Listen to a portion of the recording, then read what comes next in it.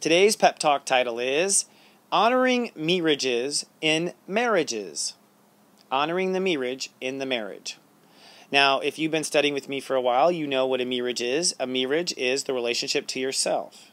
The relationship to yourself, your me-rrige, how you treat yourself, is how the world will law of attract and draw on people. And you might go, oh, people they treat me different than the way I treat myself. No, no, no, no. What it is if you treat yourself like shift in your me-rrige, you will law of attract people who treat themselves like shift.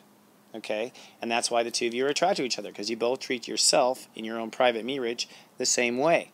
All right? Now, once you have gotten into a marriage, you have this tension in the 7th house or Libra or balance between yourself and the other person. Tension as in seeking balance, or as I like to say, honoring your me-rrige in your marriage. You have to honor, one has to honor their agreements to themselves. So here's a couple practical steps. The first practical step is you need to actually have time out space with yourself. So it is absolutely imperative, step 0, that you have sacred time with yourself. It's not the toilet, it's not the shower, it's not when you're driving to work. It is sacred time, meaning just for you.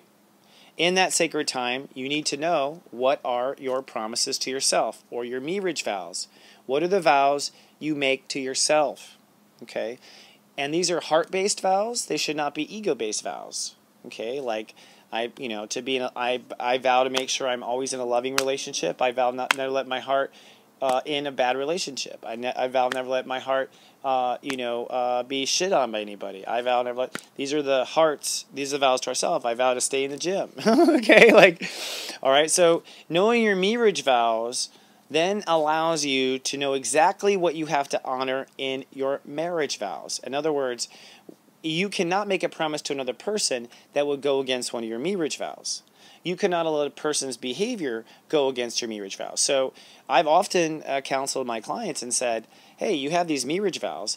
If your partner did something that makes you have to go against your me-rrige vows, I think it's a strong leg to say, look, I'm sorry, honey, but I cannot go against my me-rrige vow to myself, and this forces me to. I can't. So we're at an impasse here. We're at a boundary that has to be honored, or I lose my integrity with myself. So, me-rrige in marriage is knowing your promises to yourself and guarding your promises to yourself. Will you get it right 100% of the time? No, but you should get it right in the at the end of the day.